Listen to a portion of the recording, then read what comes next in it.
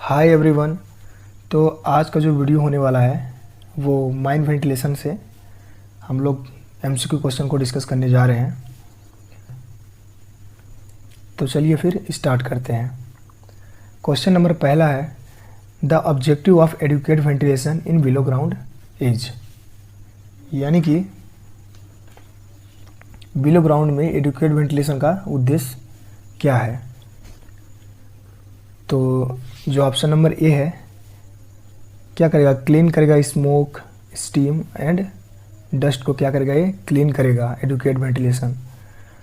B number है, dilute gases that are inflammable, noxious, so as to render them harmless, यानी कि उन गैसों को भी पतला करेगा जो कि इनफ्लेमेबल या नॉक्सियस है, ताकि उसे हार्मलेस बनाया जा सके। सी है, to provide air containing sufficient oxygen, यानी कि ऑक्सीजन प्रोवाइड करता है, सफिशिएंट ऑक्सीजन प्रोवाइड करेगा। डी नंबर है, to prevent such excessive rise of temperature और humidity which may be harmful to the health of persons, यानी कि टेम्परेचर या ह्यूमिडिटी को बढ़ने नहीं देगा जो कि व्यक्तियों के स्वास्थ्य के लिए हानिकारक हो सकते हैं। तो जो इसका जो राइट आंसर हो जाएगा, ये चारों इसके राइट आंसर हैं, ऑल ऑफ द एबव हो जाएगा।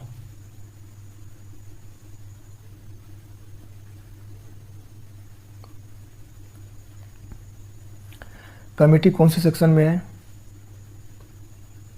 तो माइंस एक्ट के कमेटी सेक्शन नंबर 12 में दिया हुआ है। तो ये चीज़ आप लोग को ध्यान में रखना है कि सेक्शन 12 में क्या दिया हुआ है, यह है कमेटी। ड्रिंकिंग वाटर आपका है सेक्शन 19 में, सेक्शन 19 में दिया हुआ है drinking water.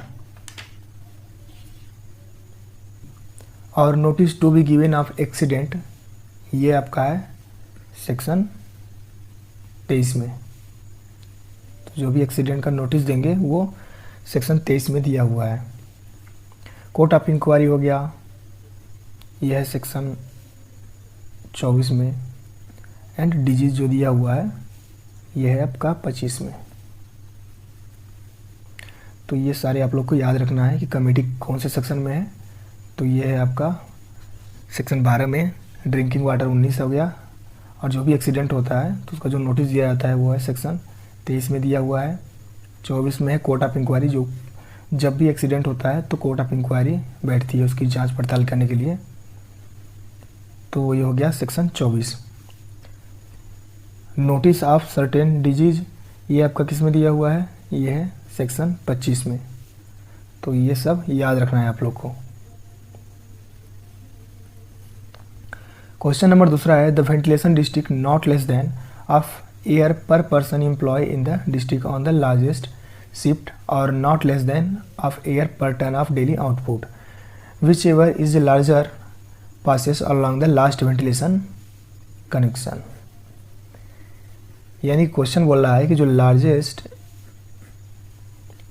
Shift and per ton coal production का जो होगा उसमें कितना क्यूबिक मीटर पर मिनट के हिसाब से हवा भेजा जाएगा पर पर्सन के लिए। तो जो इसका राइट आंसर हो जाएगा ऑप्शन नंबर ए, यानी कि लार्जेस्ट शिफ्ट में per person 6 cubic metre per minute के हिसाब से होना चाहिए। और पर टन ऑफ डेली आउटपुट में 2.5 क्यूबिक मीटर पर मिनट के हिसाब से हवा होना चाहिए, यानी कि लास्ट वेंटिलेशन कनेक्शन में हवा बहे। तो जो इसका राइट आंसर हो गया option number A, 6 cubic metre per minute और हो गया 2.5 क्यूबिक मीटर पर मिनट।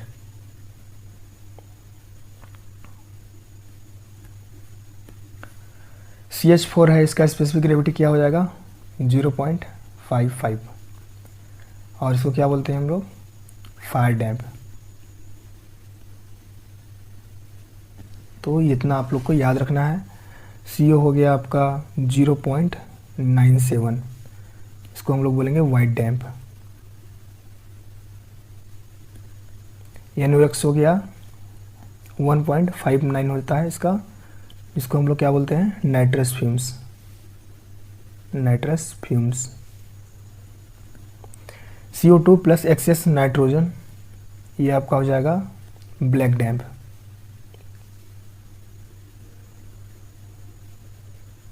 ये आपका हो जाता है ब्लैक डैम्प, जो कि 1.5 इसका स्पेसिफिक ग्रेविटी होता है, और CO2 का भी स्पेसिफिक ग्रेविटी 1.5 होता है। तो इसको भी आप लोग को ध्यान में रखना है, ब्लैक डैम्प का भी 1.5 एंड CO2 का भी 1.5। H2S हो जाता है स्टिंग डैम्प, स्टिंग डैम्प जिसका स्पेसिफिक ग्रेविटी हो जाता है आपका 1.18। ये SO2 हो गया सल्फर डाइऑक्साइड,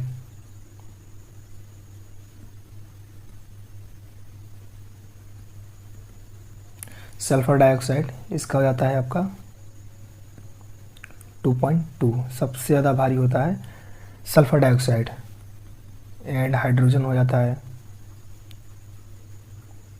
हाइड्रोजन का आपका हो जाता है 0.069, ये सबसे हल्की होती है। हाइड्रोजन सबसे हल्की होती है और सल्फर डाइऑक्साइड सबसे भारी होता है माइंस में जो भी गैस मिलता है उसमें से। तो ये चीज़ आप लोग को ध्यान में रखना है। CH4 का 0.55 हो जाता है, जिसको हम लोग क्या बोलते हैं, फायर डैम्प बोलेंगे। और जो CO होता है उसका 0.97 होता है स्पेसिफिक ग्रेविटी, जिसको हम लोग वाइट डैम्प बोलते हैं। और N2 का भी 0.97 होता है स्पेसिफिक ग्रेविटी। तो इसको भी आप लोग को ध्यान में रखना है। नाइट्रस फ्यूम्स हो गया 1.59, CO2 प्लस एक्सेस नाइट्रोजन जिसको हम लोग बोलते हैं ब्लैक डैम्प, जो कि 1.5 इसका स्पेसिफिक ग्रेविटी होता है, और CO2 का भी स्पेसिफिक ग्रेविटी सेम ही होता है। H2S हो गया स्टिंग डैम्प, जो कि 1.18 इसका स्पेसिफिक ग्रेविटी होता है। SO2 हो गया 2.2, सबसे भारी गैस यही है। और हाइड्रोजन हो गया 0.069, सबसे हल्की गैस हाइड्रोजन होती है। क्वेश्चन नंबर तीसरा है, minimum quantity of air to pass along the last ventilation connection in the every ventilation district is determine based upon.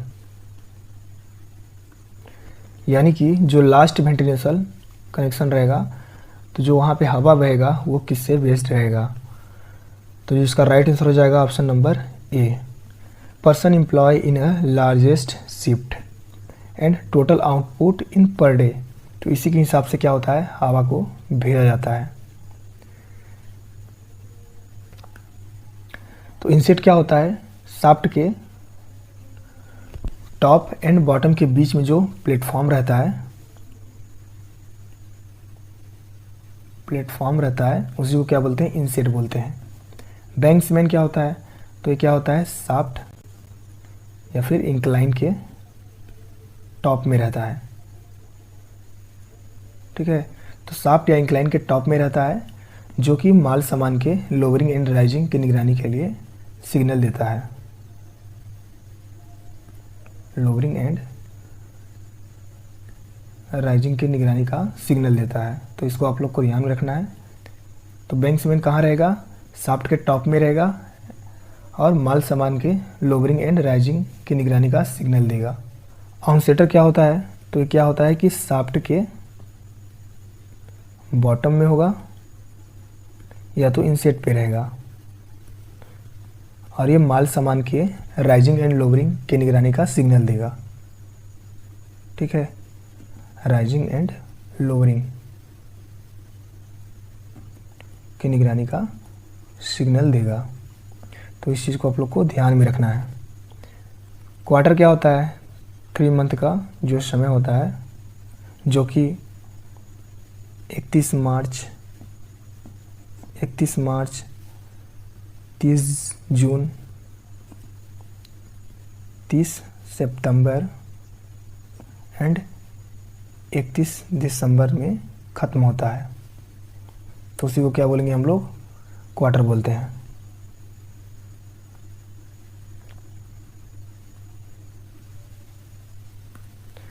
Question number चौथा है, according to standard of ventilation the percentage of oxygen in every place in a mine should not be less than. तो mines के किसी place में जो oxygen का percentage रहेगा वो कितने से कम नहीं होना चाहिए। तो जो इसका राइट आंसर हो जाएगा ऑप्शन नंबर बी। तो 19% से ऑक्सीजन कम नहीं होना चाहिए। तो इस चीज़ को आप लोग को ध्यान में रखना है। कोल माइंस रेगुलेशन ये हो गया आपका 27 नवंबर 2017 से लागू हुआ है, जिसमें कितने हैं टोटल रेगुलेशन। तो जिसमें टोटल रेगुलेशन है 260। इससे पहले जो था वो क्या था, 24 अक्टूबर 1957 चल रहा था। इसमें जो टोटल रेगुलेशन थे वो आपके थे 205। तो इसको भी थोड़ा सा आप लोग को ध्यान में रखना है।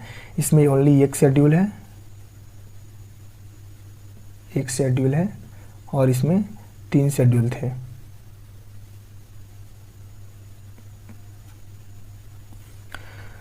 वोकेशनल ट्रेनिंग रूल्स ये आपका हो जाएगा 1966। माइन क्रेच रूल्स ये भी हो जाएगा आपका 1966। कोल माइंस पिट हेड बाथ रूल्स 1959 और माइंस रेस्क्यू ये हो जाएगा आपका 1985। तो ये सारे आप लोग को ध्यान में रखना है कि कौन कब से लागू हुआ है। और इसके साथ ही ऑयल माइंस रेगुलेशन ये कब हुआ है, 1984 में। MMR हो गया आपका मेटलीफेरस माइंस रेगुलेशन 1961। बाकी CMR का तो 2017।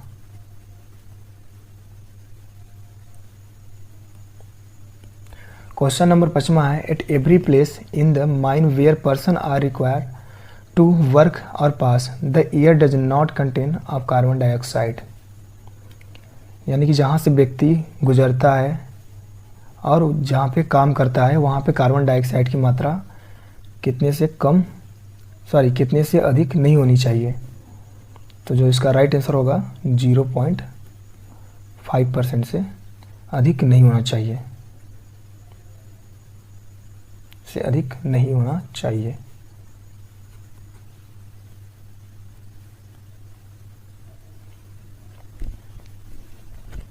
इंक्लाइन क्या होता है,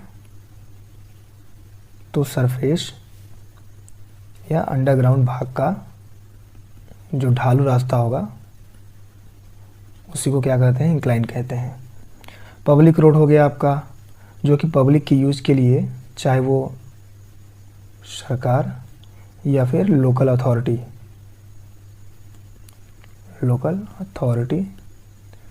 के ज्यूरिसडिक्शन में आता है।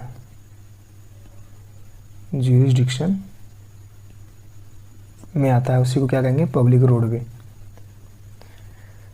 फायर सीम क्या होता है, चाहे वो ओपन कास्ट या फिर अंडरग्राउंड हो, में मौजूद फायर या फिर स्पॉन्टेनियस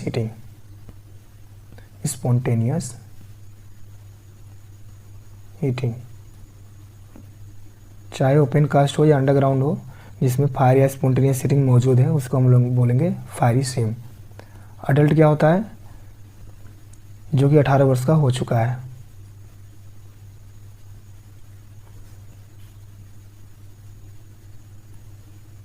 क्वेश्चन नंबर 6वां है, concentration of CO at any place of working shall not be more than ppm। यानी कि क्वेश्चन है किसी भी कार्यस्थल पर CO कितने ppm से अधिक नहीं होना चाहिए। तो जो इसका राइट आंसर हो जाएगा ऑप्शन नंबर सी, 50 ppm से अधिक नहीं होना चाहिए। तो इसको आप लोग को ध्यान में रखना है। नोटिस ऑफ ओपनिंग ये कौन से हम लोग फॉर्म में इसको भेजेंगे, तो ये हो गया फॉर्म 1A। तो जब हम लोग माइंस को ओपन करेंगे तो जो नोटिस भेजेंगे वो फॉर्म 1A में भेजेंगे। किसको दिया जाता है? तो चीफ इंस्पेक्टर को, रीजनल इंस्पेक्टर को और डिस्ट्रिक्ट मजिस्ट्रेट को इसकी सूचना दी जाती है।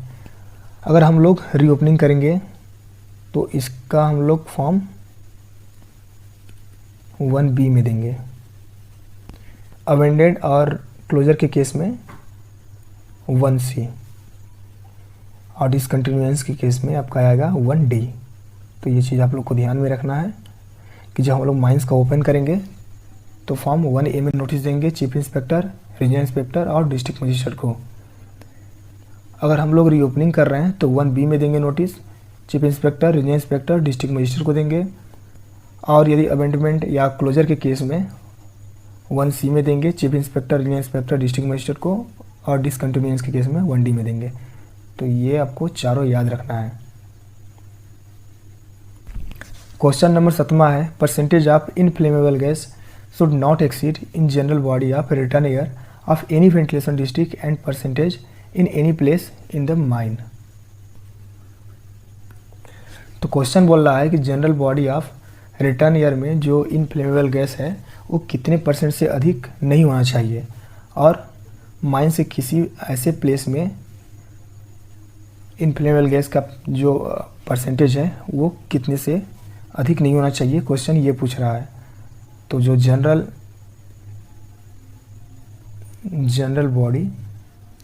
बॉडी ऑफ रिटर्न एयर है, यहाँ 0.75% से अधिक नहीं होना चाहिए। और माइंस का यदि कोई और प्लेस है, any place in the mines, यहाँ कितना से अधिक नहीं होना चाहिए?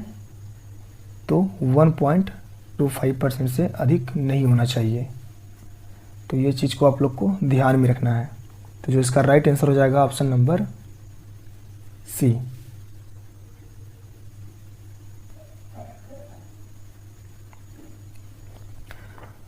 वर्किंग क्या होता है? तो चाहे कोल का हम लोग सर्च कर रहे हैं, कोल को चाहे हम लोग सर्च कर रहे हैं या फिर ऑब्टेन कर रहे हैं, तो इसके लिए कोई खुदाई की जा रही है या फिर की गई है, तो उसको हम लोग क्या बोलेंगे? वर्किंग बोलते हैं। तो वर्किंग प्लेस क्या होता है? तो माइंस का वो प्लेस जहाँ पे व्यक्तियों को जाने का कानूनन अधिकार होता है, उसको क्या बोलेंगे हम लोग? Working place. तो सॉकेट क्या होता है? तो ब्लास्टिंग के बाद जो शॉर्ट होल या फिर ब्लास्ट होल का बचा हुआ जो भाग होता है, बचा हुआ भाग, उसी को हम लोग बोलते हैं सॉकेट। मिस फायर क्या होता है? शॉर्ट होल या फिर ब्लास्ट होल में भरे गए बारूद के पूरे का पूरा ब्लास्ट न होना, उसी को बोलते हैं हम लोग मिस फायर। रोडवे आपका हो गया अंडरग्राउंड भाग का रास्ता या फिर गैलरी, जो कि माइनिंग ऑपरेशन के लिए मेंटेन किया जाता है, उसी को हम लोग बोलते हैं रोडवे।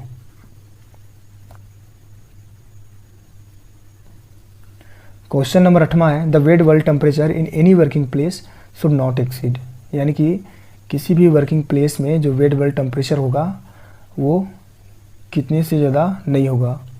तो जो इसका राइट आंसर हो जाएगा option number A, 33.5 degree centigrade से अधिक नहीं होना चाहिए। अगर 30.5 डिग्री सेंटीग्रेड से अधिक होता है तो वहाँ पे ऐसा व्यवस्था करेंगे हवा का कि 1 मीटर पर सेकेंड से हवा बहे, ये मिनिमम है।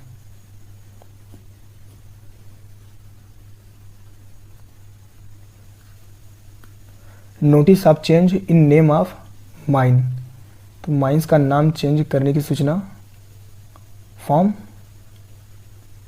2A में दिया जाता है। किसको दिया जाएगा इसमें? चीफ इंस्पेक्टर और रीजनल इंस्पेक्टर को दिया जाएगा, ओनली 2 लोग को। और ऑनरशिप चेंज होने की सूचना फॉर्म 2B में दिया जाएगा। ऑनर एजेंट और मैनेजर का पता बदलने की सूचना यानी कि एड्रेस बदलने की सूचना ये दिया जाएगा 2C में। अपॉइंटमेंट की सूचना देंगे हम लोग 2D में। एजेंट मैनेजर के अपॉइंटमेंट की सूचना हम लोग 2D में देंगे। और टर्मिनेशन की सूचना किस में देंगे, 2E में। तो ये चीज़ आप लोग को ध्यान में रखना है। तो खान का अगर नाम बदलता है तो उसकी जो सूचना देंगे हम लोग 2A में देंगे। किसको देंगे, चीफ इंस्पेक्टर रीजनल इंस्पेक्टर को। और खान का जो मालिक बदलेगा तो उसकी सूचना हम लोग देंगे 2B में। अगर ऑनर एजेंट और मैनेजर का एड्रेस बदलता है यानी कि जो पता बदलता है उसकी सूचना देंगे 2C में। अपॉइंटमेंट होता है एजेंट मैनेजर तो उसकी सूचना देंगे हम लोग 2D में। और टर्मिनेशन होता है एजेंट मैनेजर का तो उसकी सूचना हम लोग देंगे 2E में। क्वेश्चन नंबर 9 है, air sample and temperature reading of mine air shall be taken at least once in day. यानी कि जो हम लोग हवा का सैंपल लेंगे और टेम्परेचर का रीडिंग लेंगे तो वो कितने दिनों में लेंगे। तो जो इसका राइट आंसर है ऑप्शन नंबर C, 30 दिन में क्या क्या करते हैं, एयर का सैंपल लेंगे और टेम्परेचर का भी रीडिंग लेंगे, टेम्परेचर का रीडिंग लेंगे। और 30 दिन में क्या जांच करते हैं, ह्यूमिडिटी की भी जांच करते हैं, ह्यूमिडिटी। तो ये चीज़ आप लोग को ध्यान में रखना है, 30 दिन का डाटा। बाकी 14 दिन का जो है इसमें क्या करते हैं, एयर का क्वांटिटी देखते हैं, क्वांटिटी जब सेकेंड और थर्ड डिग्री का माइनस है।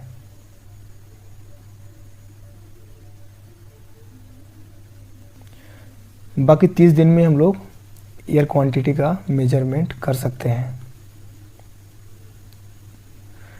जब माइनस फर्स्ट डिग्री है या फिर नॉन गैसी है।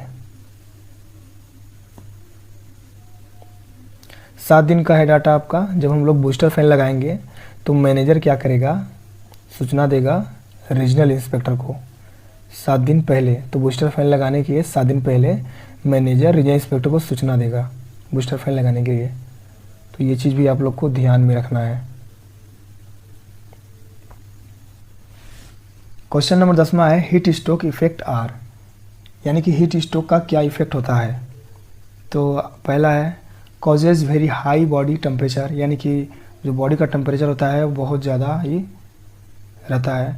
और हॉट रेड और ड्राई स्किन होता है, शरीर पूरा गर्म रहेगा और जो स्किन रहेगा वो ड्राई रहता है। Rapid big pulse, shallow breathing, जो उसकी ब्रीदिंग होती है वो सैलो हो जाती है और उसको जो कमजोरी होने लगेगा। तो जो इसका राइट आंसर हो जाएगा option number D, all of the above. ये तीनों ही हीट स्ट्रोक के इफ़ेक्ट होते हैं।